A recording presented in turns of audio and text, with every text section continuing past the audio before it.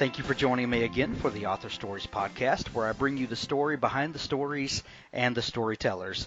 Today I have a band of authors with me to join me to talk about a new project that is, as of recording, we're a few days away from the launch of this, but when you hear this, it should be live. And it's called A Taste of Tomorrow 2, the Dystopian Box Set. And it's a 9-book collection that's going to be selling for $1.99 with some of the best dystopian fiction you've ever read. And on the call with me today, I have Joseph Turcotte, and I also have Steve Statham, and I have Jennifer Ellis, and I have Alex Myers, and I have, who am I forgetting? Tony Bertowski. And welcome to the show, everybody. Thank you. Hey, we're going to start with you, Joseph, and we're just going to go around the table and ask you to introduce yourself. Give us a little background about you and about the story that you're contributing to this collection. Okay, great. So I'll say first, thanks for having me on. I'll say this too, as a podcast, I'm used to the physical presence to know when it is my turn to talk. So this is interesting because it's purely on voice now that we're rotating. But I'm an English teacher, and I teach high school English for about 5 years now, and fell into the dystopian genre maybe a couple years ago. And through the Writers Cafe over at K-Boards, I met Tony, and I met also, who's not here today, Saul, another contributor to this collection. And we ran A Taste of Tomorrow 1. At the time, it was just, looking to be the only one we would do. But so we all contributed. It was actually pretty successful. We were able to pull down some big names in the first one. We had Hugh Howey join us, which I think really propelled the sales and just kind of word of mouth on it. And since a year had gone by, I figured all of us are actively writing, and we probably have more stories to contribute. And I reached out, and we have Tony came back, Saul came back, and then we have a bunch of new authors on this one, which is really exciting. And as far as you asked about what am I contributing, the last thing I finished was a trilogy called The Rain, and it was 3 books. So I'm putting in the first book of The Rain in this. And just very briefly, the premise is, I believe, Hank, you said you're experiencing massive thunderstorms. Yes. So the idea with my story is just that I don't really go into the details of the science so much, but just loosely enough that I can dig into the characters. But it's that the storm never ends, basically, and so it's 19 years of this kind of rain and storm, and it's a horrible situation, and these characters are thrown into that, and it really just zooms in on 2 characters and how do they deal with the loss of humanity and civilization that occurs. And basically, what I love about dystopian literature is that you can have this commentary on whatever it is you feel is important. And my book deals with the question of what is really important and what is part of the veneer of society that we could leave behind, and not necessarily it's not necessarily something that we must have. And so the characters have to face, well, what values do I leave behind so I can survive, and which pieces of the old way civilization used to be do I attempt to retain, and what's worth doing that for. And so, in a nutshell, that's my story. And maybe I'm rambling too long here, but you can let me know, Hank. That's perfect. You mentioned some other authors also. We have 5 of you guys on the call today, but there's actually 9 in the collection. Would you like, since you're the spearheading this project, would you introduce the others that are not with us today? Yeah. So not with us today would be Michael Bunker. He contributed his book called The Last Pilgrims. We are also missing Saul Tanpepper. He contributed The Dark and Sure Descent. Nick Cole just contributed The Red King. We also have, is Stefan here? He's not. He's not. He is not, and he contributed The Fourth Sage. And of course, with us we also have. We'll get to them, but they'll introduce their own stories. But so we have 9 in this collection. We had 11 in the others in the first collection. But we actually have a higher word count. Surprisingly, we're at like 850,000 words on massive. this one. That's almost a Brandon Sanderson novel. Well, thank you, Joseph, for that introduction, and we'll be coming back around the table in a minute. But let's just go in alphabetical order. Tony Bertowski, you're next. Yes. As Joe was talking about, he had that keyboard has been great to just hook up with other people. And when Joe had just thrown out anybody wanting to do a box set, that's been a great way to just network with some people, some like-minded people. And so that first one was really successful. I'm sure Hugh Howey's name didn't hurt at all, it being that successful. And really the idea was just to get as many copies out there as we could. So and it's been running for 99 cents for quite a while. And I think that was our original idea for this one, but the word count's kind of blown that up. So I'm getting some feedback on this end. Are you hearing a little it? bit. We kind of went in an infinite loop there just a minute ago. Okay. Yeah, that seems to be okay. So, yeah, the first one, actually, as far as like the indie writers revolution, if that's what you want to call it, I was talking with an author at some point. He was in indie. I don't think he is anymore, but he was talking about aspiring to be a full-time writer. And I said, I may be the only one that is completely happy with being a part-time writer, because this became just a hobby that's ended up making money. And I teach horticulture. I've been a horticulturist for 20 some years, but I write in a lot of different ways. So dystopian has always been interesting to me, and the works that I've been contributing to this box set and the previous one take a little bit of a different approach to it. And I like to. I've got this story arc that really gives us everything we could want by way of a perfect stem cell. And so really what happens is all of there is no more disease, and there's no mental illness, and we can control so many things about our bodies that most of us have trouble just getting, making sense out of a day or two. But what's interesting, if you follow that thread, we still have all sorts of problems. So I really like to, dystopian is almost like a thought experiment in some cases. And that's what I've really enjoyed as a writer as well as a reader, of just following this and seeing where it goes, because it seems as if we get everything we could possibly want. We always end up making a mess out of things. And so that's where the story that I've contributed, this one, it's called the Half Skin series. And so I've just been lucky to be thrown in with some really big names, and enjoyed just being associated with the whole group. I concur, Tony, and the fact that you're a horticulture teacher is fascinating, and we'll touch on that again in just a little bit. But Jennifer Ellis, you're next. All right. Thanks, Hank. So I am an environmental researcher by day, and I spend a lot of my time focusing on climate change, energy, and agriculture. Am I echoing now? Or am I okay? Just a little. No, you're okay. We're having some strange Skype things today. I apologize to the listening audience, but hopefully it'll straighten out soon. All right, well, flag me if it becomes irritating. So I spend a lot of my time doing research and thinking about really the end of the world. I do a lot of climate change adaptation work, where we work with projections with respect to what's going to happen around the world, and what adjustments we might make today in order to avoid being carried away by flooding rivers or horrible avalanches.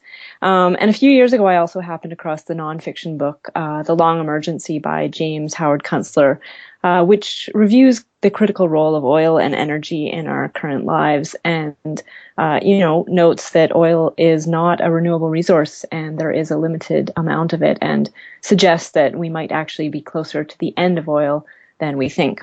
So my novel, In the Shadows of the Mosquito Constellation, casts us not too far in the future and considers what might happen if peak oil and economic collapse and climate change all came to fruition at the same time. And it focuses on a group of people who have set up a successful farm and are doing okay, except that they're dealing with multiple threats from outside by people who haven't prepared for the collapse. And like Joseph suggested, it focuses a lot on what our moral obligations are to each other and what aspects of humanity remain intact, and what our moral code will be when our pretty comfortable lives have been stripped away, what's left. So that's the focus of my novel. And I happened across this great gang of writers by Michael Bunker, who I know through the Apocalypse Weird collection and through my involvement in Synchronic and other anthologies. And he introduced me, and I'm very happy to be on board. Excellent. And thank you for coming on, Jen.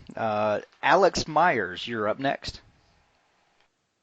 Hey, how's it Good. going, man? Thank you for coming on. Okay. I'm real happy to be a part of this, and happy to be a part of this group of writers right here. It's kind of interesting as we're listening here without seeing faces and without maybe even knowing a whole lot of backgrounds, just trying to figure out where people are from, what part of the world that they're calling from. You know, we hear a little bit of Bronx in there and maybe a little bit of Midwest, and it's kind of cool to put this all together. But then again, I'm all about conspiracies. And with Jennifer's accent, she's obviously from South Carolina. Points to whoever can guess where I'm from. She said synchronic, so that should give it. Anyway, that's right. Not synchronic. Go ahead, Alex. So I'm real happy to be part of this group. My big success in writing so far has come from actually probably the time travel series I put out.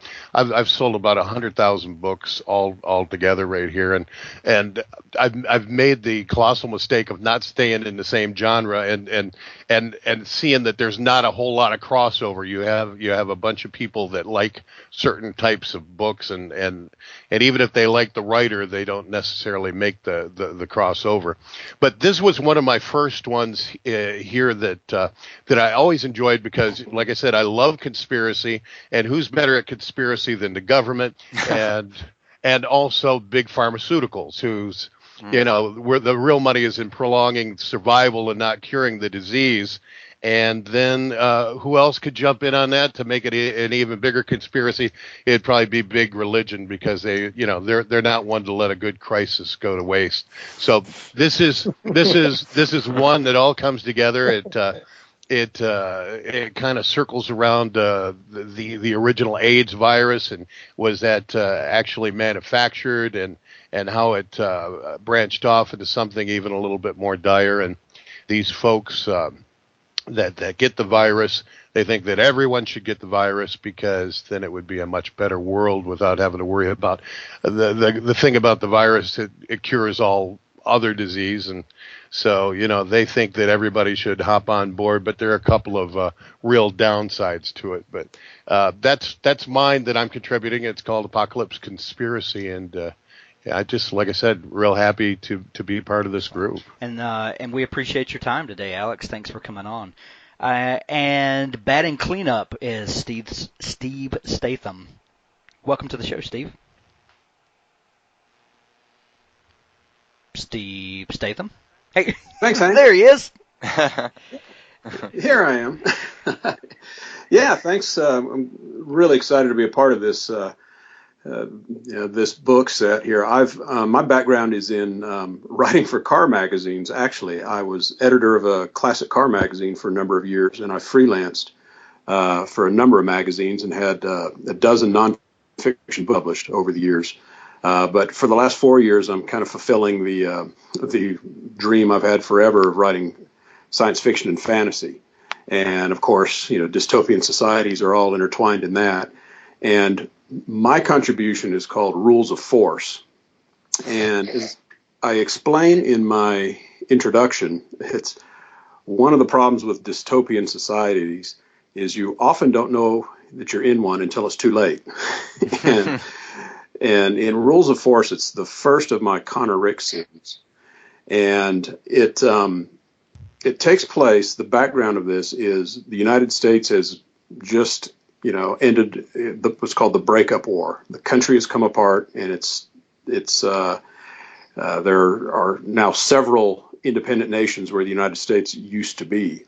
And concurrent with that, there's just a rash of new breakthroughs in biotechnology where people can modify themselves for greater speed and strength, intelligence, just many capabilities that make people almost superhuman.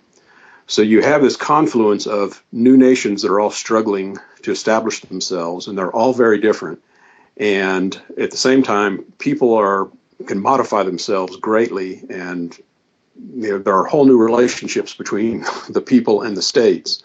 And my character, Connor Ricks, is the guy you call when one of these superhumans goes bad. He's sort of like a private eye enforcer that you can hire that he's been modified heavily from the beginning, and he's the guy who cleans things up. But each of these, he lives in the Texas Republic, a new republic, and it's not recognizably dystopian in that things basically work. But competing with Texas Republic, you have the Atlantic states, the Pacific League, you have New Mexico territory. So there's all this confluence of events where everything is changing, and there's no telling how it's going to come out. Excellent. And we'll come back in just a minute, Steve. I'd like to have you expound on a couple of those ideas in just a minute. But Joseph, since you put together this collection, what is it about dystopia do you think resonates with people, even excites people? What do you think it is about this commonality in storytelling that people gravitate toward? Oh man, well, I'm not sure who said this. I think they kind of hit the nail on the head when they said sometimes you don't realize, but you're currently living in a dystopian society. And I think a lot of people feel that way. If you were to press them, they would say, what do you think is really going on with the world, and what's really the narrative that you're fed? How much of that do you believe, and do you veer into conspiracy? Do you think we're really living in this kind of dystopian setting as we speak? And I think that because people feel that way naturally when they see a story that sort of predicts into the future about what we have currently that we can recognize as an issue, and then it's magnified and the consequences are drawn out so that you can see the scope of and the magnitude of where something might lead us. And I think a lot of it ties back to ethics, as Jennifer mentioned, moral codes, and those things are constantly changing. And I do believe that literature contributes. I would like to think that literature has and does contribute to the evolution of morality and ethics. And so I think people are all constantly questioning, what's accepted as the cultural norm. And these books allow us to kind of go down these avenues where we're not necessarily, no one's preaching anything, no one's saying this is, the way you should believe, but basically it's raising questions more so than anything else. And I think a lot of these questions are in people's heads, and then you throw in your fair share of action, you mix it up with, the kinds of things that your readers want. And, they're also getting this kind of deeper message, and they're relating it to their own lives and to what they're experiencing in the media or just in general. So I think everyone has a need to kind of go down that path where they Joseph and things and yes. I'm sorry, you dropped out for just a second. You said everyone has a need. Okay, but yeah, I mean that was. Yeah, the last thing I said there was, everyone has a need to sort of examine these questions, and I think our literature really helps people to do that, while at the same time, I mean, we hopefully create an enjoyable experience, so it's still entertainment as well. Gotcha. I'm going to ask each one of you a pointed question, and I would like for anyone else that would like to weigh in on that as well to join in. But would anyone else? Does anyone else have a comment about why dystopia seems to resonate with people? Oh, I was just going to jump in for a second, Hank, and say, part of the reason I think it is resonates is also that it allows us to tell higher stakes stories. I mean, we can talk and think about moral codes, but also generally speaking, in dystopian fiction, there's a lot of exciting things happening because the stakes have been raised by the dangerous and horrific things that are happening in the world.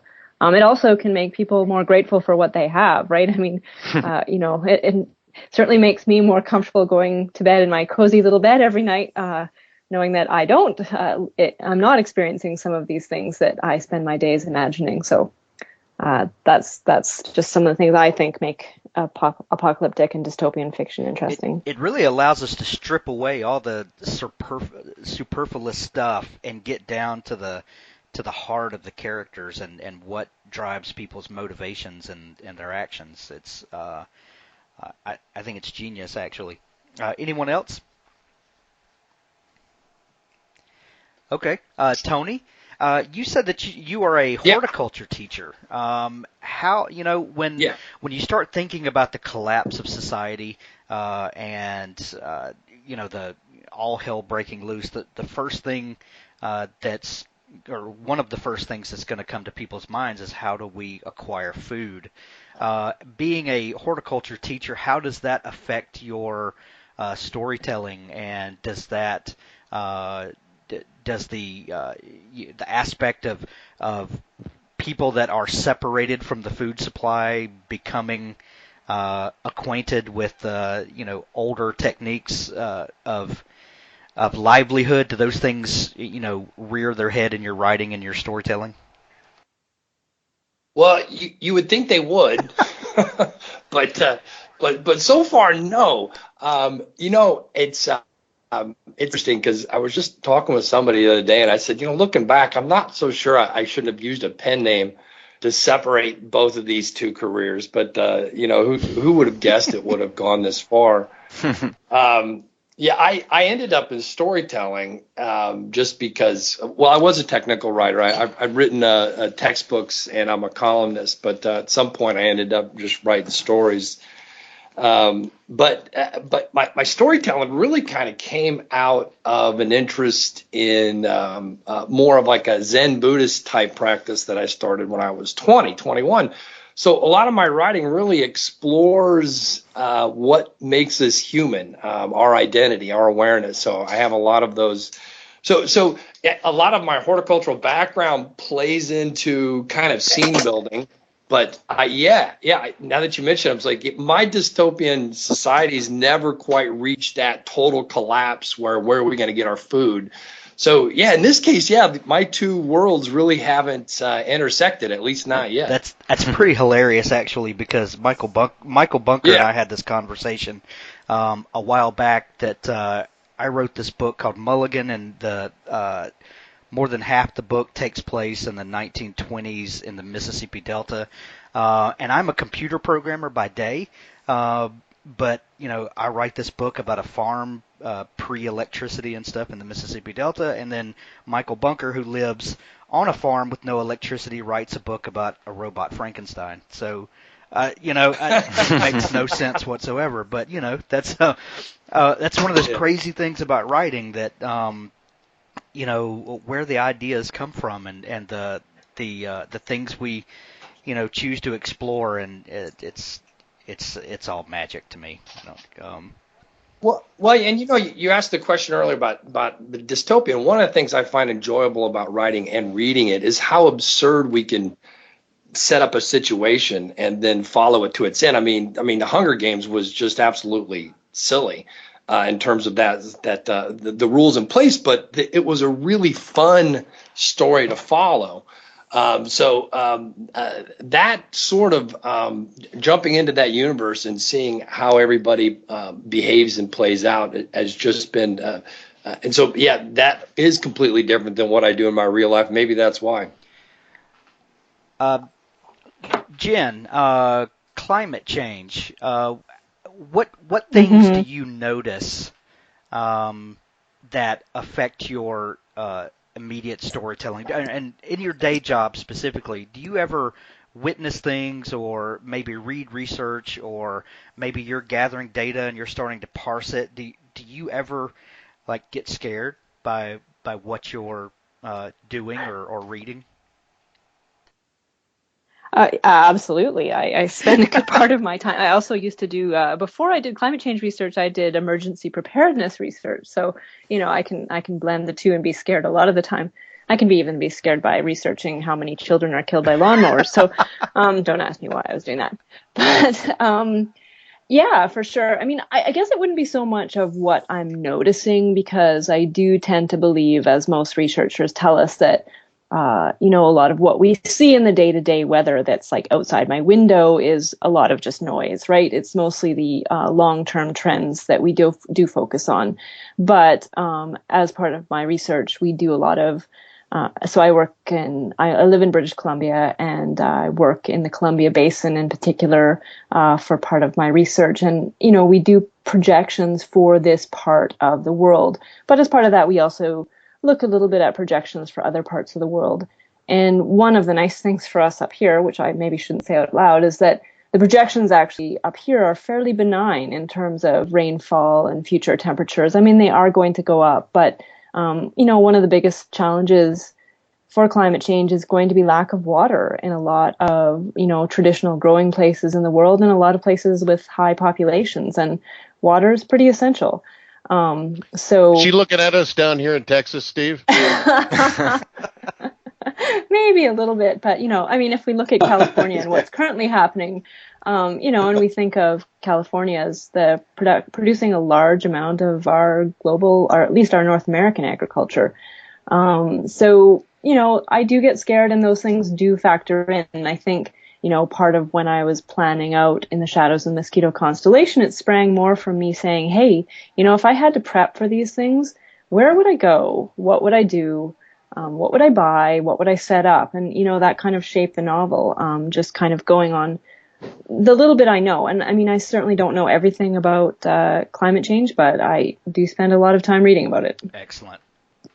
Alex, you talked about, and you hit some several really hot button issues a minute ago. You talked about big pharma, big religion, things like that, things that get people really excited one way or the other when you start talking about them. How do you approach those things in your writing? And, do you just pull things out of the headlines and, start expounding on them, or, are these just scenarios that you dream up? And I'd like to hear from all of you, if you want to join in after Alex, about kind of current events and how those things spin up into stories.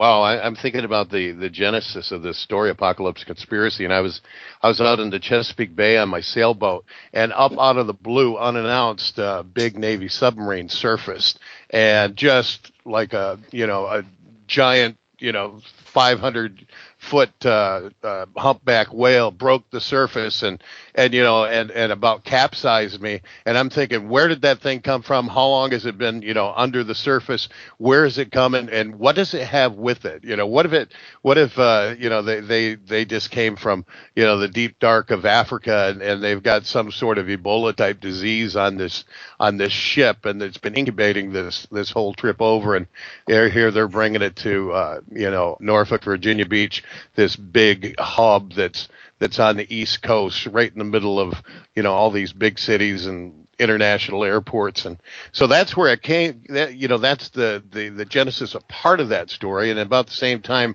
then they were talking a lot about, patient zero back in the whole AIDS crisis thing, and, and how this simian virus made the, cross species jump. And I'm thinking, well, what if it had a little help, because, there was money behind it, and got the whole thing rolling that way. A lot of times though, and I think everybody will agree with this, the inspiration for a story comes from the weirdest places. Yeah. Like I said, sitting out in the middle of the Chesapeake Bay and almost getting capsized by a Navy submarine made, this is where this story came from. See, and you just single-handedly ruined everyone's beach trip this summer and trip to the zoo with their kids. Thanks a lot for that. But what about these hot button issues? Do you ever get pushback from people when you start kind of poking on sacred cows and things like that? Do you ever get feedback from readers? No, I think that we kind of all are halfway connected through our little Facebook pages and stuff like that. Where I've gotten in the most trouble? I've gotten in the most trouble with male-female relations and also race relations, and people don't seem to have a problem to want to glom on about there being some kind of conspiracy with the government or big pharmaceutical or big religion. Those ones are fine and dandy. It's the day-to-day, PC world that we live in that everybody's walking around on eggshells about. At least it seems to me. Those are the only ones that I've ever gotten any kind of negative feedback on. And religion, though, I did get a couple of people thinking that I'm a secret Bible thumper and that I'm interlacing this code through some of my stories. And boy, I wish I was that smart to hide it that well.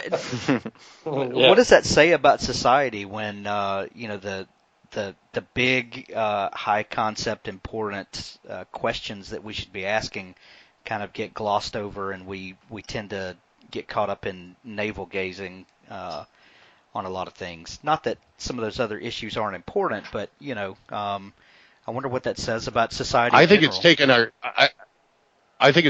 eye off the important topics here. I think we're getting caught up in this minutia. One of the most successful TV series of all time, Archie Bunker. Could you imagine that show operating in today's world? Would not. Oh my gosh! Any one of those shows, it just wouldn't make it. I mean, it just wouldn't cut it. And you think of all the shows that the spinquels off of that show, from Maude and Good Jeffersons. Times to the Jeffersons and Archie's Place, and the list goes on there. And none of those would have been possible in today's world. Yeah, it's crazy. It's crazy. Steve, you mentioned biotech a minute ago. What is it specifically?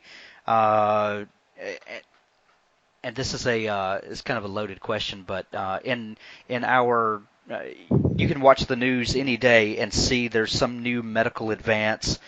There's some new way to enhance our humanity, and some way that we can alter and modify our what we are, how we come into the world, and a lot of these things seem to be for the better. I don't think it could be argued that in Western civilization we have longer lifespans, and people seem to be doing better. But is there a warning in this stuff that we should be looking for?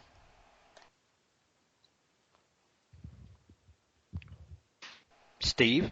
Yes, there's definitely ethical minefields we'll have to navigate. For me, I took what's already happening and tried to extrapolate from that. In that, as these modifications become more common, people will use them. I mean, you can look at the prevalence of simpler things like Botox, which would have shocked previous generations. People injecting Botox under their skin to smooth their features. See how widely, though, that's been adopted. So as soon as some more serious things become available, in my books, I have a generation of safe steroids and blood doping and implants that, and people adopt them readily, handily. It's not, it's not magic or anything. It's like you go down to your doctor and have this done, or you go to a back alley technician to have these things done.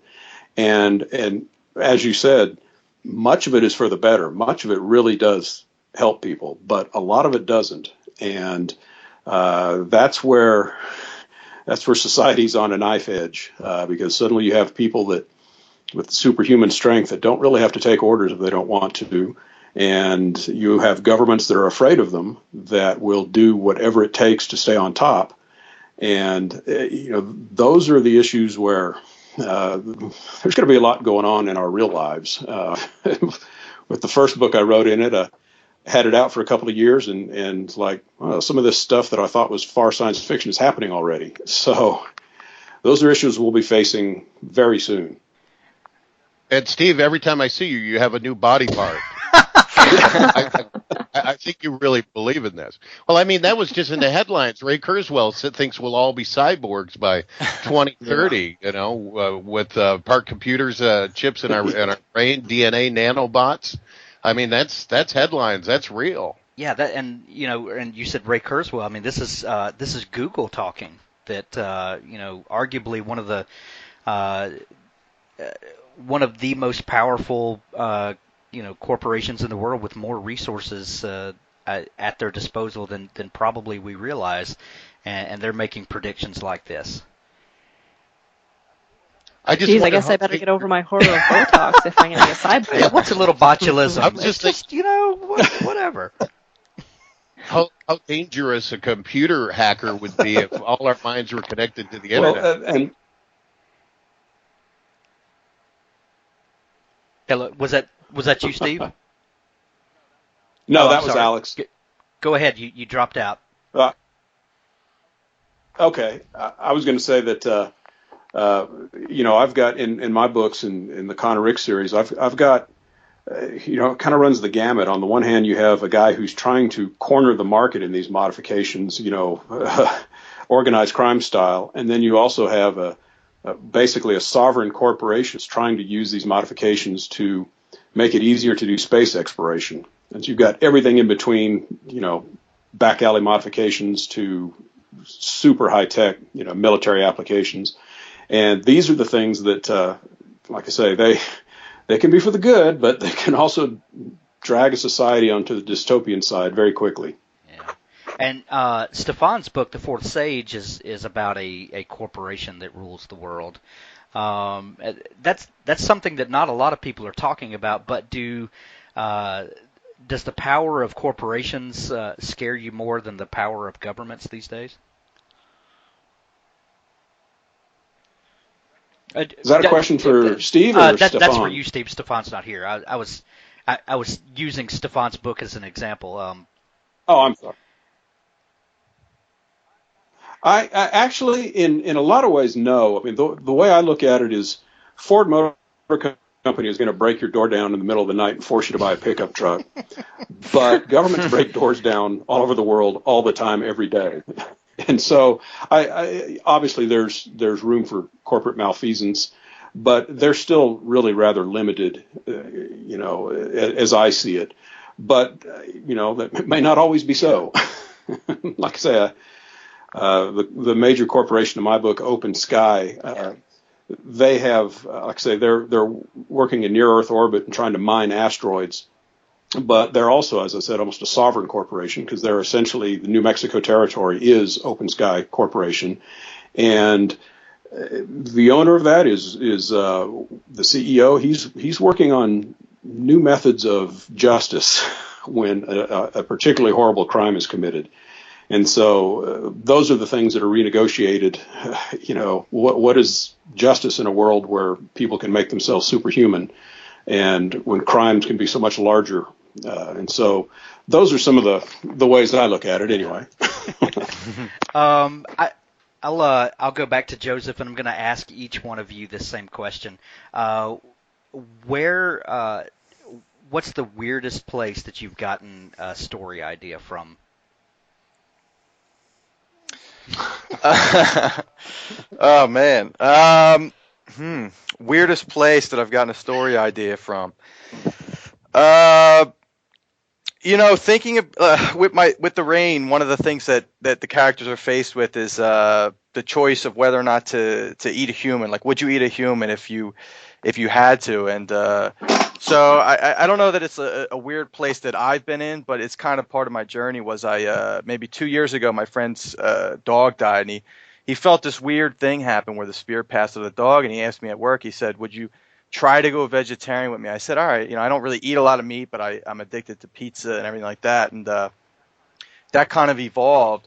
He kind of gave it up, and I stuck with it, and I read a bunch of stuff, and I started reading a lot of stories, and there's a lot of nonfiction I read, In the Heart of the Sea, and which is about the whale ship Essex disaster, and Alive, which was I believe it was Peruvian air crash, and these situations where people have to sort of eat humans to survive, and I guess it doesn't really provide you a really weird place that I got my story idea out of, but it's examining this really weird situation of how different is it, eating a piece of human flesh versus eating, an animal. And what's funny and interesting is that I'll ask people this question, and most of the time they're disgusted, but then I'll relay that, in the story Alive, they would roast pieces of flesh on the fuselage of the plane, and the soccer team, and they would talk about how delicious it tasted.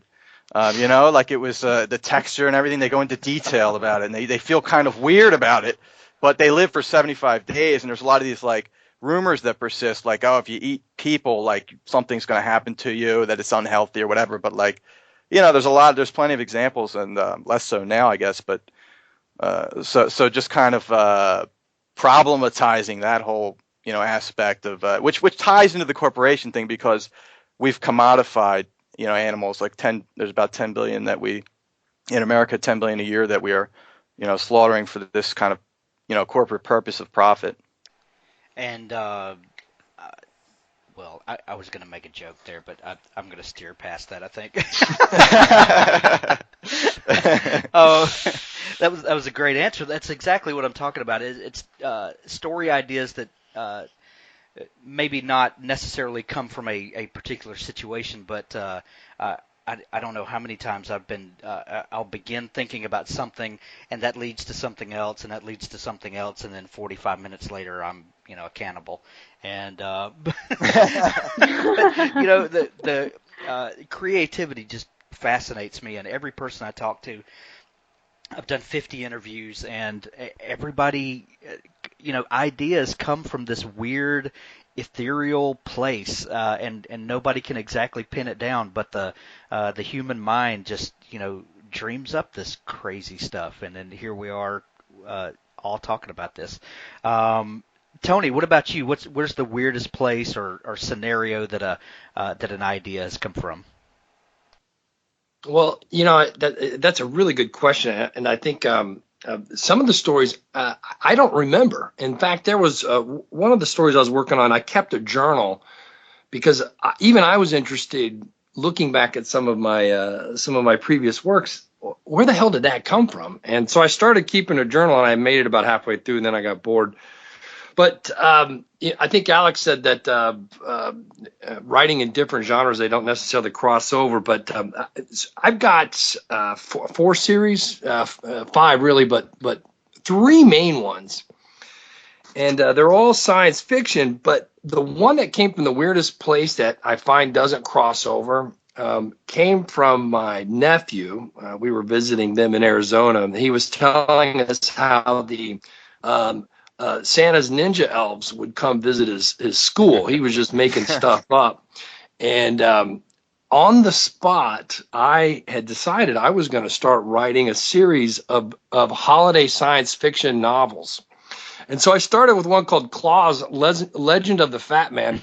And I wrote this story that basically gave pseudoscience to how Santa Claus evolved, and how the hell these reindeers fly, and how does a snowman actually move around. And it doesn't necessarily cross over with the other ones. And the interesting thing is that when I was a kid and I found out that Santa Claus really wasn't real, I was super pissed off, and I swore I would never do that. And so people that know me, that read the book, say, seriously, I thought you were kind of against all of this. But that's where it came from, just this short little conversation, and it's kind of sprung into 3 books since then. That's crazy. And so you're telling me that the ninja elves are not real? According to my nephew, the answer is yes. They do. Okay, They do. I'm exist. going with your. And and a side note, And on a side note, as people were earlier conversation with how science seems to be catching up with science fiction with some of the things, and one of the interesting things that kind of plays into probably all of our stories to some extent, but how the story just, I think some researchers had just released it. It was nothing really new, but a lot of the headlines on reality doesn't exist until we measure it, and has to do with the double slit experiment, which I know has been around for a while. But I think getting into public consumption makes all of these storyline possibilities that much more fun. Oh, absolutely. And the fact that we have so much accessible science now that the reading public can take our weird stories and make some inferences from is it's prime right now for the kind of stuff that we write. Yeah. Oh, yeah, absolutely. Jennifer Ellis, aside from your panic-inducing day job, where's the weirdest place or idea that a story came from? So that's assuming I actually leave my desk and go outside, True. which, as a writer, sometimes I don't. So a lot of my writing obviously has a strong environmental theme. So even beyond In the Shadows of the Mosquito Constellation, it's an undercurrent in most of my writing, partly based on my work. And not necessarily dystopian writing. I write a middle grade series, and my latest novel, Confessions of a Failed Environmentalist, is coming out this week as well. And your middle grade middle grade books are fantastic, by the way. Yeah, thank you. Yes, a paradox and a quill ladder, and I ironically just wrote a chapter in the third in that series called The Double Slit, and it's all about the double slit experiment on a macro level. Nice. I get a lot of my ideas. My children are competitive free skiers, and I get a lot of my ideas while we are driving around from competition to competition to ski hills all over Western Canada. And I love skiing. It's one of my favorite things in the world to do, but it's a very expensive sport, and it's a very self-indulgent sport and sign of a wealthy society. It's not cheap to ski.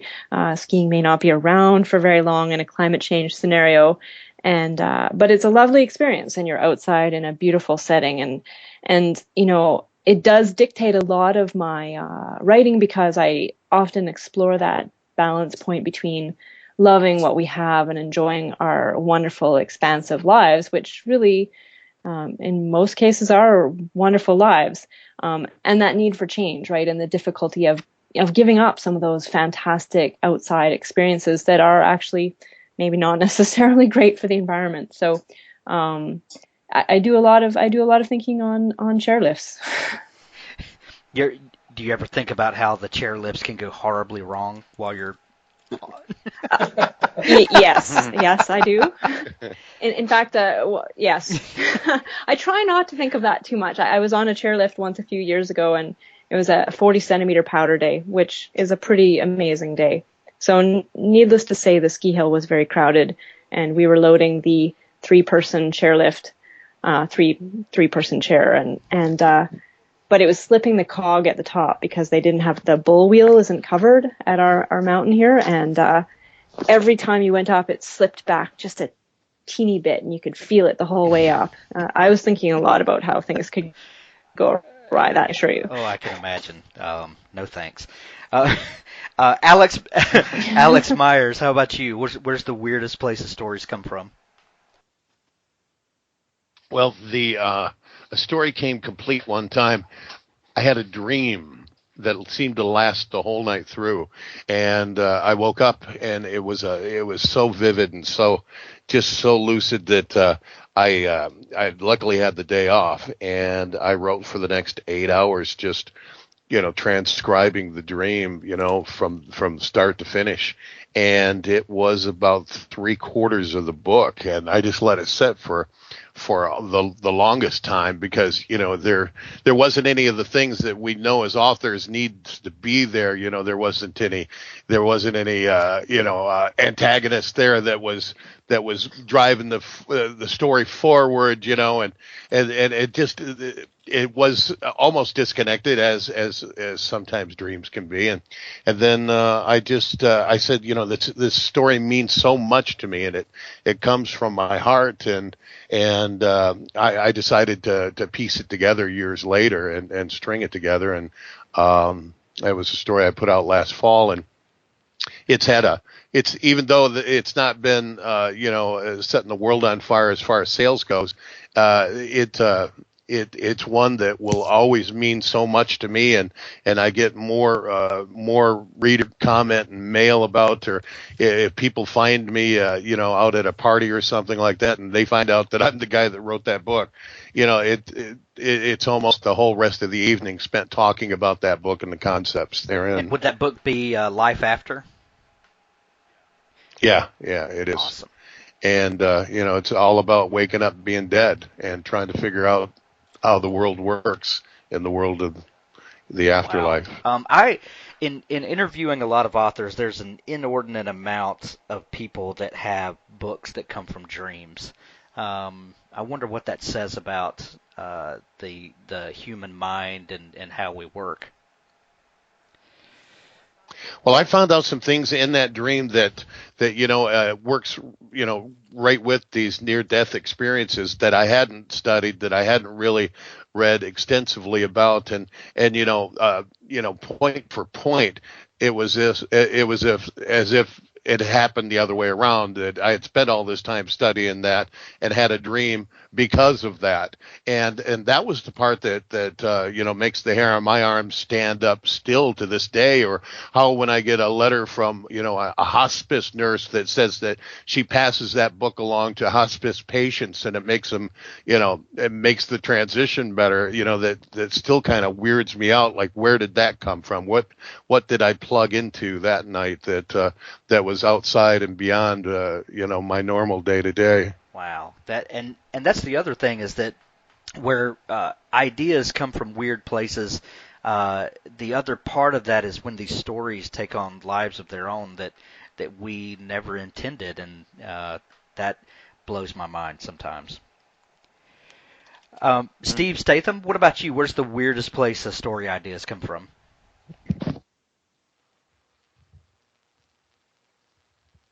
Well, actually, a deer blind while hunting.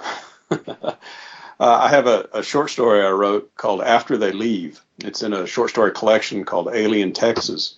And I was deer hunting in quiet morning, and when you're sitting in a deer blind, you usually have a lot of time to think. And I was thinking about how so many wild hogs were also around, and how the whole reason we have wild hogs is because Spaniards brought them over 500 years ago, and they got loose. And to this day, we still have wild hogs, and they're actually in Texas. They're really quite a nuisance. And so the science fiction side of me started thinking about, well, what if aliens came and they left, but they left behind their animals, or their animals escaped, their pets, their livestock, their predators and whatnot. And so that became a short story while sitting in a deer blind one morning. That's awesome. And here in Mississippi, we have wild hogs that are a horrible nuisance too. That's a great book idea. I'm going to have to explore that. The collection is called A Taste of Tomorrow 2, the Dystopian Box Set 9-book collection, and it comes out on June 11th. Thank you all for being on the show with me this week. This has been a very quick hour.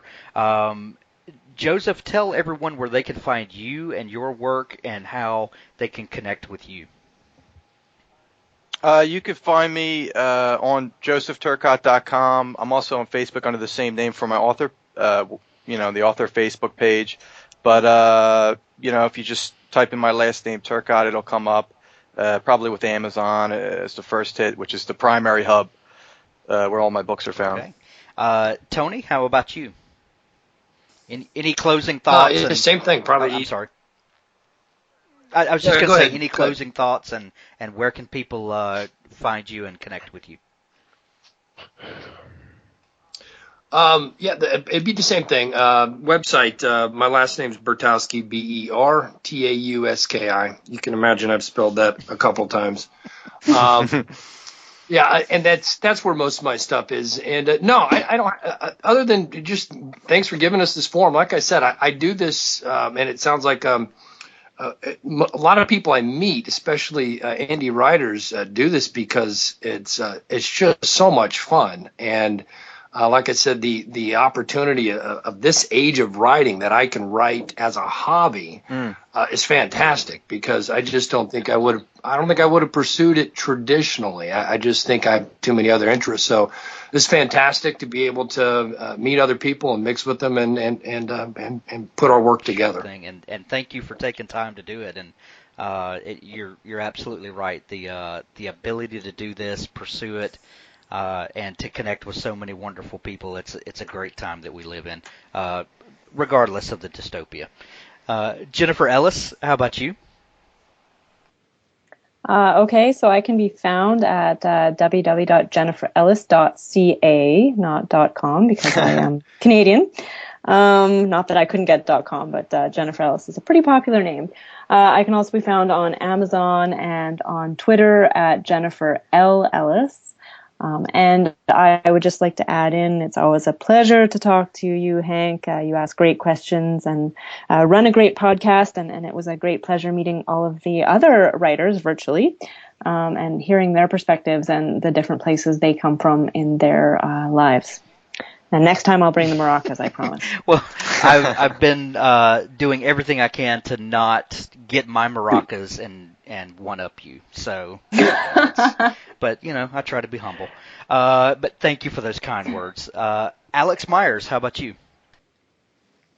AlexMyers.com, MYERS.com. Alex E. Myers, because there's a Harvard professor that got AlexMyers.com, and he wrote a book about a transgender soldier back in the Civil War, and he gets a lot of press, and so it's easier to find him than it is to find me. You can put Time Change Amazon into Google and all my Time Change books, and we're probably all of us are linked off our Google author, our Amazon author page to just about all of our other places and Facebook, and you find one of us and we all know each other, and you can find the rest of us pretty close by too, I think. Excellent. And I started digging into your Time Change book number 1 this week, and man, it is fantastic. It's really awesome. I'm glad you like it. Yeah. I've lost sleep over that book this week. Thank you, and no thank you for that. Yeah. Thank you. So, Steve Statham, how about you?